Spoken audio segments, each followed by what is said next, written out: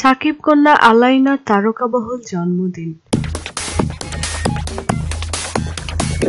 তারকা বাবার একমাত্র মেয়ে আলাইনা, তার প্রথম জন্মদিনে তারকাদের উপস্থিতি থাকাটাই স্বাভাবিক।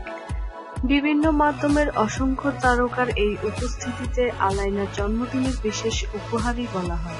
গত মঙ্গলবার ছিল বিশ্বসেরা অলরাউন্ডার সাকিব আল হাসানের একমাত্র কন্যা আলাইনার জন্মদিন। সেদিন ঘরোয়াভাবে অনুষ্ঠান পালন করলেও তার পরের দিন সন্ধ্যায় ঢাকায় রেডিসন হোটেলে জন্মদিন উদযাপনের এক জমকালো অনুষ্ঠানের আয়োজন করেছেন সাকিব। তারকাদের মধ্যে এসেছিলেন চিত্রনায়ক শাকিব খান, মডেল নোবেল, অভিনেত্রী সুবর্ণা মুস্তফা, তারিন, রুনা খান, তমালিকা কর্মকার, বিজয়ী বরকতুল্লাহ, দীপা খন্দকার, মুনিরা ইউসুফ, মডেল সুজানা জাফর সহ চিরকুট ব্র্যান্ডের শারমিন সুলতানা সুমি, গায়িকা, নির্মাতা, অভিনেতা সহ আরো অনেক। ক্রিকেটারদের মধ্যে বিপিএলে সাকিবের দল ঢাকা ডায়নামাইটসের সদস্যদের উপস্থিতিও ছিল চোখে পড়ার মতো। তাদের মধ্যে উল্লেখযোগ্য শ্রীলঙ্কার কুমার সাঙ্গাকারা, মাহেলা জয়াবর্ধনে, বাংলাদেশের নাসির হোসেন, সাবেক ক্রিকেটার আকরাম খান সহ আরো অনেকেই। তবে ঢাকায় চলচ্চিত্রের তারকা অভিনেতা শাকিব খানকে পার্টিতে দেখে উপস্থিত সবার আনন্দ দ্বিগুণ হয়েছিল।